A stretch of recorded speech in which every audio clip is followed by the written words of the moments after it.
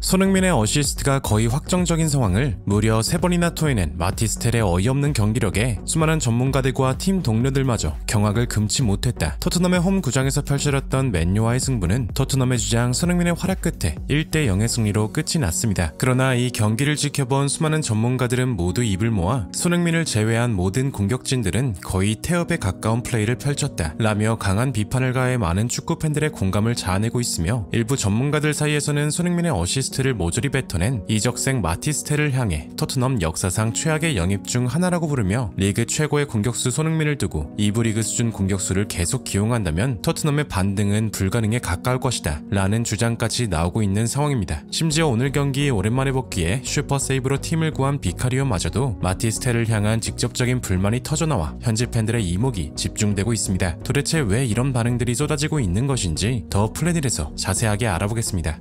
한국 시간 17일 새벽 토트넘의 홈 구장에서 펼쳐진 토트넘과 맨유의 리그 25라운드 경기. 토트넘의 주장 손흥민은 결승골 기점과 함께 수없이 많은 빅찬스를 만들어내며 분위기 반등에 혁혁한 공을 세웠는데요. 특히나 이번 라운드는 토트넘의 주전 선수들 대부분이 모두 복귀하기 때문에 더욱 기대가 되는 경기였습니다. 경기 시작 전부터 토트넘 현지 팬들은 레비아웃 걸개를 들며 시위하는 모습이 포착되기도 했는데요. 그만큼 현 상황에 대한 토트넘 팬들의 불만이 직접적으로 느껴졌습니다. 때문에 반드시 승리가 필요한 상황. 토트넘의 주장 손흥민은 전반부터 공격진 전체를 이끌며 공격을 주도하였습니다. 왼쪽 측면에서 크로스를 올려 위협적인 찬스를 만들거나 특유의 라인 브레이킹으로 맨유 수비진을 흔들었고, 당황한 맨유는 전반 내내 토트넘에게 끌려다닐 수밖에 없었는데요. 그리고 전반 12분 손흥민이 원터치로 올린 강력한 크로스가 베르발에게 이어졌고, 베르발의 슈팅이 상대 키퍼에게 막혔지만 튀어나온 공을 메리슨이 손쉽게 마무리하며 선제골을 터뜨렸습니다. 주장 손흥민도 오랜만에 복귀골을 신고한 메리슨을 부둥켜 안으며 온몸으로 함께 기쁨을 나누었습니다. 전반 25분 좌측 박스 안에서 볼을 잡은 손흥민이 프리하게 놓인 마티스텔에게 침착하게 패스를 건넸지만 이어진 슈팅이 키퍼 정면으로 향하며 어이없게 찬스가 무산되었는데요. 전문가들도 해당 장면에 대해서 손흥민이 볼을 잡은 순간 맨유의 수비수 2명이 따라붙었고, 이 때문에 마티스텔에게 완전히 패스길이 열리게 되었다. 손흥민은 아주 침착하게 텔에게 정확한 패스를 연결했지만 마티스텔이 이 귀중한 패스를 어설픈 마무리로 해결하려 했다. 만약 저 위치에 양발을 자유자재로 쓰는 손흥민이 있었다면 완전히 다른 결과를 냈을 것이다 라며 토트넘의 공격 전술에 강한 비판을 가했습니다. 맨유의 수비진들은 손흥민을 제외하면 아무런 위협도 되지 못한다고 판단했던지 손흥민이 볼을 받기만 하면 거친 태클을 감행할 정도로 거침없는 수비를 보여줬는데요. 후반으로 넘어가자 토트넘은 전체적으로 체력적인 문제를 드러냈고, 맨유는 토트넘을 시종일관 위협하며 계속해서 골을 노렸습니다. 그러나 토트넘에는 주장 손흥민이 있었습니다. 후반 69분 코너킥 골로 유명해진 손흥민이 또 한 번 위협적인 코너킥으로 상대 골문을 위협했고, 후반 74분 중앙으로 자리를 넘긴 손흥민이 상대 수비 5명에 둘러싸이자 또 한 번 마티스텔에게 패스를 건넸으나 이 역시 키퍼 정면으로 향했습니다. 후반 75분 손흥민은 중앙에서 폭발적인 스프린트를 한 차례 보여주기도 했는데요. 후반 78분 이번에도 손흥민이 중앙에 위치한 쿠루셉스키에게 결정적인 패스를 보냈으나 이 역시 키퍼 정면으로 향했습니다. 이번에도 골이 무산되자 현지 팬들도 어이없다는 반응을 보였는데요. 이후 포스테코글루 감독은 체력에 빠진 손흥민을 빼고 오도베르를 투입했고, 남은 시간 비카리오의 선방에 힘입어 득점차를 지켜내며 토트넘이 스코어 1대0 승리를 거두었습니다. 손흥민은 공격 포인트 없이도 수많은 빅찬스를 만들어냈고, 선제골을 넣은 메리슨과 같은 7.8의 평점을 부여받았습니다. 이날 경기를 지켜본 영국 축구 레전드 게리 네빌은 토트넘의 경기를 지켜보며 손흥민의 움직임을 집중 조명했습니다. 팀이 위기 상황에서 빛난 건 역시나 캡틴이었다. 손흥민은 오늘 맨유 수비진을 완전히 공략하며 무수히 많은 찬스를 만들어냈다. 그러나 손흥민의 패스를 받은 마티스텔의 마무리는 최악이었다. 클루셉스키, 마티스텔이 조금만 더 침착했더라면 손흥민은 오늘 3개의 어시스트를 달성할 수 있었을 것이다 라며 다른 토트넘 선수들의 실력이 손흥민을 전혀 받쳐주지 못하는 것이 가장 아쉬운 점이라고 강조했습니다. 일부 전문가들은 리그 최고 수준의 마무리 능력을 지닌 손흥민이 계속해서 도우미 역할을 수행하는 것이 가장 큰 문제라고 지적하기도 했습니다. 포스테코글루 또한 기자회견을 통해 오늘 손흥민을 비롯해 팀이 중원에서 굉장히 날카로운 모습을 보였지만 확실히 파이널 서드의 움직임과 마무리가 아쉬웠다. 이 점들을 개선하는 것이 최우선 임무일 것이다. 해당 발언을 접한 현지 팬들도 왜 문제를 알면서도 방치하는 것이냐며 차라리 이번 경기를 패해서 경질당하는 것이 나았겠다는 다소 냉소적인 반응을 보였는데요. 이러한 가운데 토트넘의 주전 골키퍼 굴리엘모 비카리오의 인터뷰가 엄청난 화제가 되고 있습니다. 이번 경기 긴 부상에서 복귀해 무려 6개의 슈퍼 세이브를 하며 팀을 위기에서 구해낸 비카리오 비카리오는 경기 후 포스트매치 인터뷰를 통해 경기 소감을 밝히며 뜻밖의 발언을 남겼습니다. 긴 기간 동안 팀의 패배를 지켜보며 굉장히 힘들었다. 특히 부주장들이 모두 부상으로 빠져 있었기 때문에 팀의 유일한 리더인 손흥민이 홀로 팀을 이끌어야 했다. 이걸 벤치에서 바라만 봐야 하는 게 가장 힘든 부분이었다. 오늘 우리 맨유를 상대로 좋은 경기를 펼쳤다고는 생각한다. 무엇보다 손흥민이 활약하며 많은 기회들을 만들어냈다. 하지만 손흥민이 기회를 만들 때마다 아쉬운 마무리가 너무나 많았다. 우리 공격진이 모두 손흥민이었다면 우리나마 리그 선두권을 달리고 있었을 것이다. 팀을 탓하고 싶진 않지만 득점 없이 이기는 건 불가능하다 라며 승리 소감과 함께 아쉬운 점들을 확실히 지적하는 모습이었습니다. 비카리오의 말처럼 오늘 경기에서 손흥민은 전술상 왼쪽 사이드에 위치할 수밖에 없기 때문에 자신의 최대 장점인 슈팅을 쏘지 못했고 그럼에도 결정적인 찬스를 꾸준히 만들며 도움이 역할을 했는데요. 그러나 클루셉스키, 마티스텔 등 모든 공격진들의 마무리 능력이 발목을 잡으며 어시스트를 기록하지는 못했습니다. 스카이스포츠의 분석가 제이미 캐러거도 이 점에 대해서 토트넘이 아쉬운 부분은 결국 손흥민이다. 이 팀에서 가장 결정력이 좋은 선수는 손흥민인데 가장 많은 찬스를 만드는 선수도 손흥민이기 때문이다. 토트넘은 이번 겨울 이적 시장에 마티스텔에게 거액의 임대료를 지불하고 데려왔지만 마티스텔 역시 그저 어린 선수에 불과하다. 토트넘에서 가장 필요한 건 골을 넣은 선수가 아니라 손흥민이 골을 넣게 도와줄 조력자가 필요하다. 토트넘은 지금 완전히 잘못된 방향성을 걷고 있다 라며 토트넘의 잘못된 이적 정책이 구단을 몰락의 길로 이끌었다고 강조했습니다. 토트넘은 맨유를 1대0으로 잡아내고 리그 순위도 12위로 반등할 수 있었는데요. 그러나 여전히 현지 팬들의 여론은 너무나 차갑습니다. 레비 회장의 사임과 포스테코글루를 지금 당장 경질해야 한다는 여론이 지배적인데요. 부디 손흥민 선수가 어떠한 부상 없이 행복한 얼굴로 축구를 즐길 수 있길 간절히 응원하며 영상 마무리하겠습니다. 진심으로 구독과 좋아요 부탁드리며 시청해주셔서 대단히 감사합니다.